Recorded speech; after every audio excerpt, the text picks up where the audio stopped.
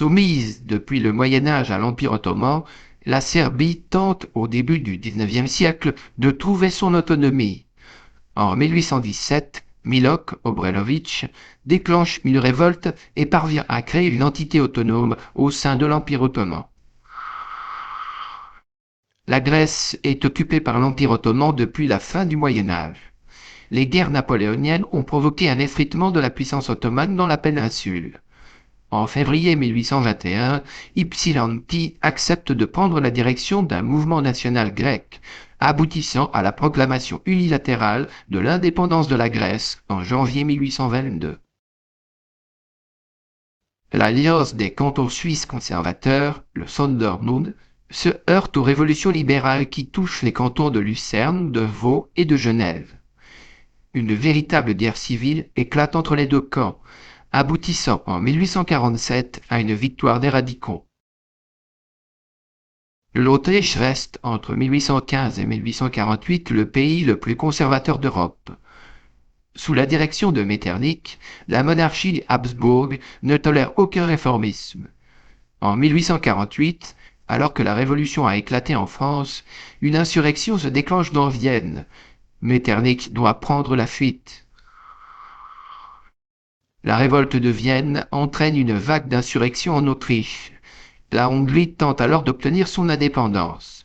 Un régime autonome est fondé dans le pays sous la direction de Kossuth. Mais Vienne reprend bientôt les armes et, avec l'aide de la Russie, balaye le mouvement indépendantiste hongrois.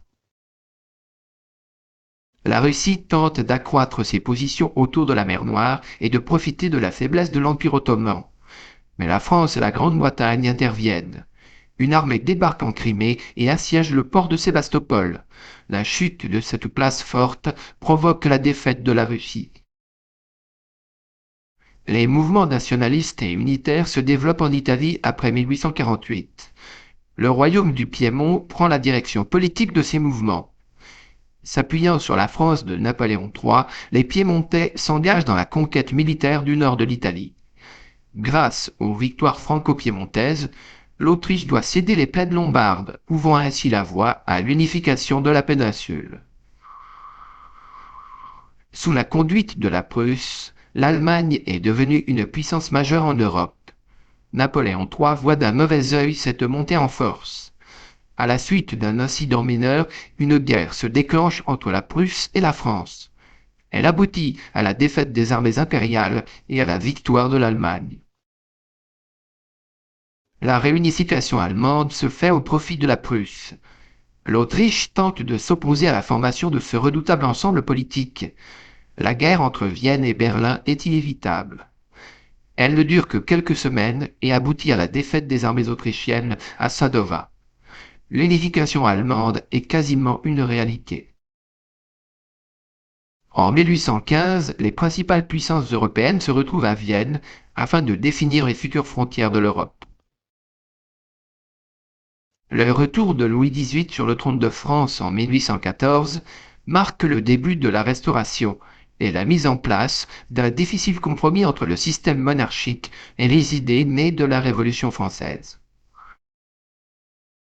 39 États de l'Allemagne de l'Ouest, marqués par le sentiment national né durant les guerres napoléoniennes, forment un premier ensemble pan-germanique, la Confédération germanique. À l'instigation de l'empereur russe Alexandre Ier, les grandes puissances qui ont remporté la guerre contre la France napoléonienne fondent la Sainte Alliance, dont la mission est de maintenir le statu quo politique en Europe et d'empêcher le développement du libéralisme. En 1820, le philosophe allemand Hegel publie ses leçons sur la philosophie de l'histoire, dans lesquelles il tente de démontrer que l'histoire a un sens et que l'action individuelle des individus est le moteur des événements historiques. Ainsi, l'histoire a une rationalité. La restauration de Ferdinand VII en Espagne s'est accompagnée d'un abandon des principes modernistes et libéraux de la junte de Cadix. En 1820, une insurrection libérale se déclenche dans le pays afin d'obliger le roi à réformer et à libéraliser l'autocratie espagnole. Les Bourbons ont été restaurés sur le trône de Naples en 1815. Leur politique autocratique provoque une montée des tensions. En juillet 1820, une révolte libérale éclate dans le pays, provoquant la mise en place d'un nouveau régime dans le sud de l'Italie. Les étudiants allemands fondent en 1815 une association qui se charge de promouvoir l'idée d'unité allemande. Réprimée par le pouvoir, cette association marque un renouveau dans l'idée d'une Allemagne unique. Après le traité de Vienne, l'Allemagne est de nouveau morcelée en une myriade d'États. Sous l'impulsion de la Prusse, devenue la principale puissance en Allemagne du Nord, une unité douanière se forme, c'est le Zollverein, qui marque la première étape dans la réunification économique de l'Allemagne. Après la défaite de Napoléon à Waterloo le 18 juin 1815, le roi Louis XVIII revient à Paris et restaure la monarchie. Second fils du comte d'Artois, le duc de Berry devient lors de la Restauration le chef des ultra-royalistes. Il est également l'héritier du trône. Il est assassiné par un isolé, Louvel. Son meurtre marque un tournant dans la politique de Louis XVIII qui dès lors durcit le régime. Charles X lance une opération militaire contre le Dey d'Alger. Cette action, menée sans plan de conquête, aboutit à la prise d'Alger et à l'installation d'une armée française en Afrique du Nord. La politique de plus en plus conservatrice de Charles X aboutit à une augmentation des oppositions au régime du roi. Le 26 juillet 1830, le roi tente d'abolir le régime constitutionnel. Dès le lendemain, Paris se révolte, provoquant la fuite du souverain et la fin du régime de la Restauration. À l'instigation du ministre français des Affaires étrangères, Talleyrand, la France et la Grande-Bretagne signent des protocoles mettant fin aux conflits des siècles précédents. Ces accords permettent une accélération des échanges entre les deux pays. La prise d'Alger en 1830 s'est faite sans plan de conquête. Durant plusieurs mois, les hommes politiques et les militaires français ne savent pas quel parti prendre. À partir de 1834, et malgré les oppositions, la France entame la conquête du pays. Elle n'est achevée qu'en 1847. L'adoption d'une politique protectionniste en Angleterre provoque une hausse du coût des denrées de première nécessité. Des émeutes de la faim se déclenchent dans le pays, notamment parmi les ouvriers. En août 1819, une de ces émeutes a lieu à Peterloo. Elle est sévèrement réprimée par l'armée, tandis que le gouvernement suspend les libertés individuelles. Le roi Guillaume IV meurt en 1837. C'est sa jeune nièce, Victoria, qui lui succède. Son avènement provoque la perte du contrôle sur la Hanovre, mais ouvre une nouvelle ère dans la politique anglaise.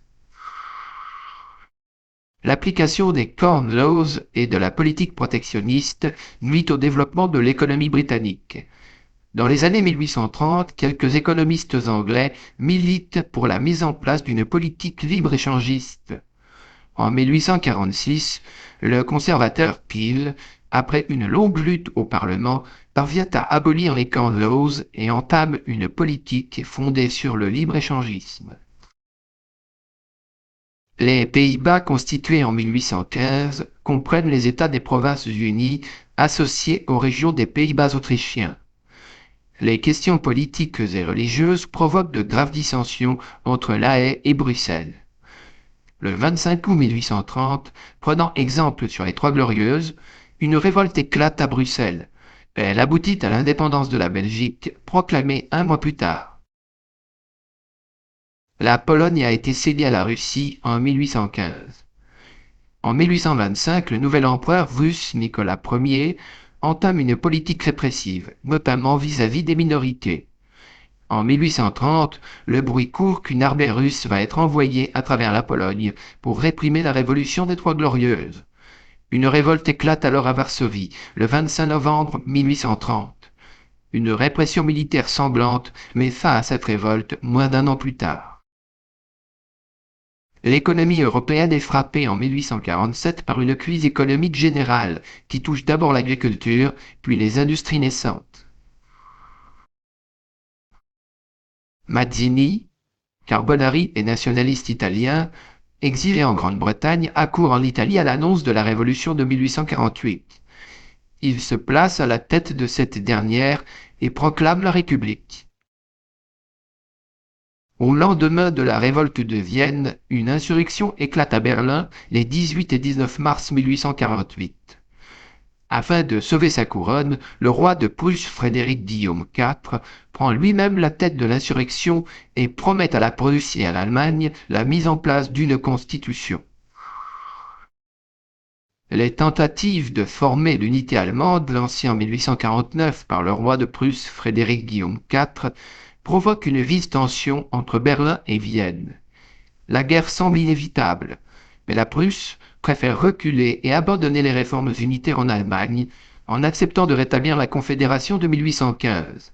Cette convention est signée le 29 novembre 1850 à Olmütz. La révolte de Hongrie en avril 1848 ne peut être matée par les Autrichiens. L'armée russe intervient militairement et les Hongrois sont écrasés en août 1849.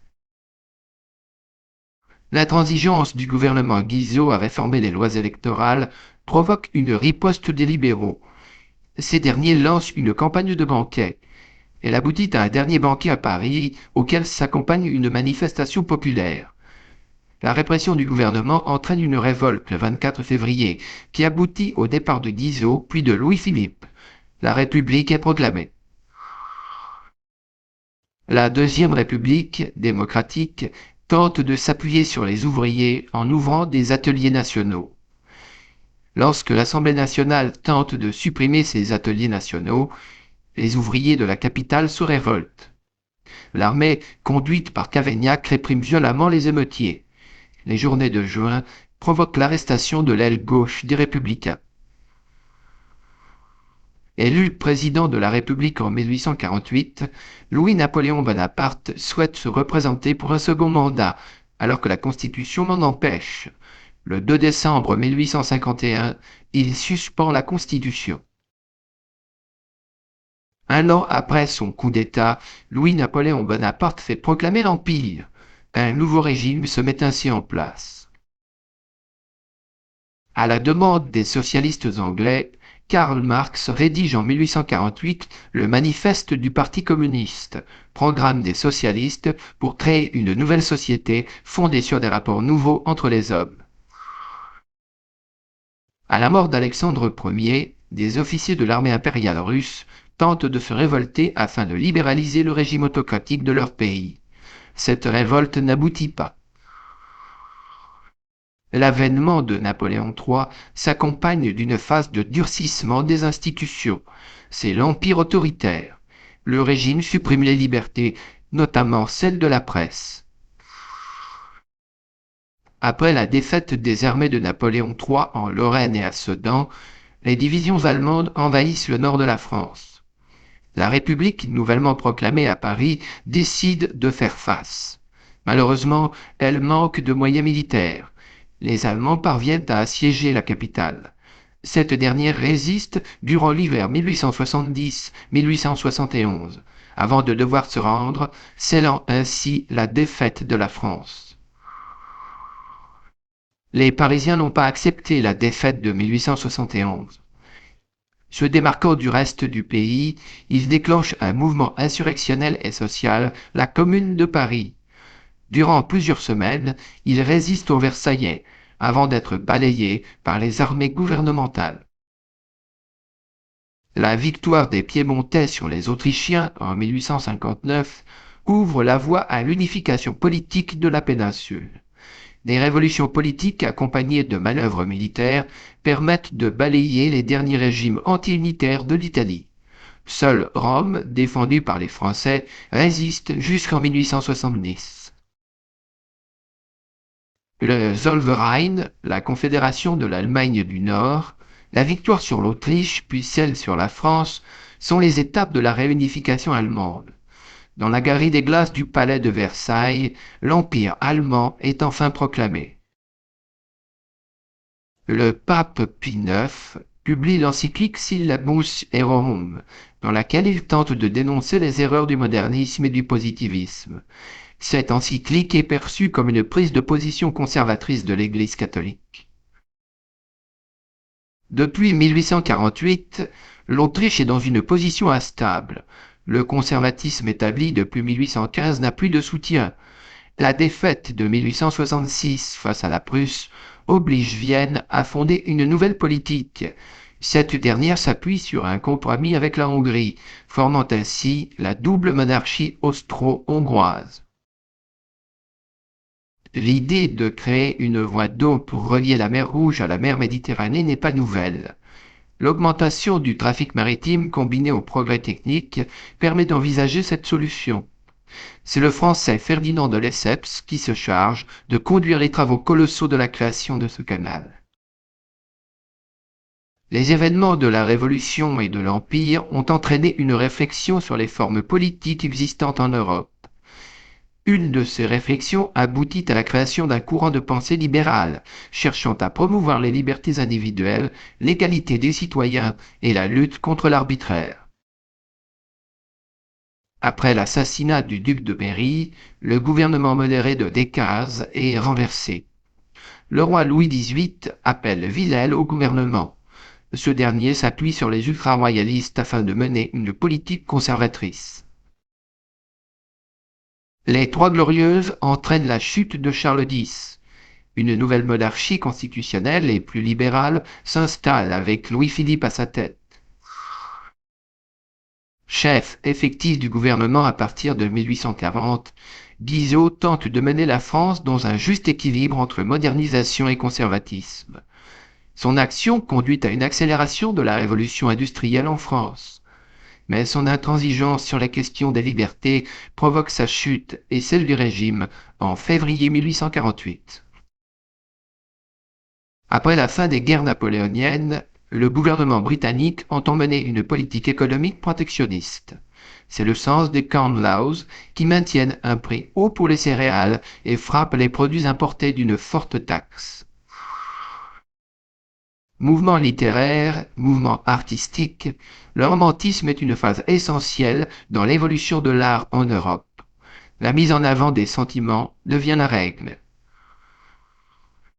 Fondé sur la raison et sur la certitude que les sciences sont synonymes de progrès, le positivisme est un mouvement philosophique qui se développe en France et en Europe dans la première moitié du XIXe siècle. Le jeune empereur russe Alexandre II tente de moderniser son pays. Il s'attaque dans un premier temps aux institutions les plus rétrogrades de Russie. En 1861, il supprime le régime du servage qui touche l'ensemble de la paysannerie.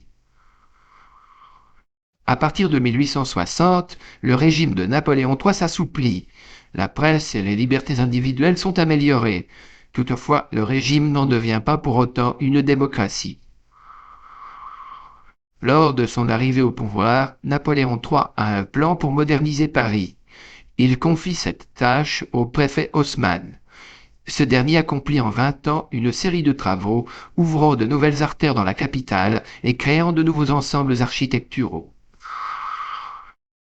La période, comprise entre 1830 et 1871, voit la France connaître un développement économique sans précédent.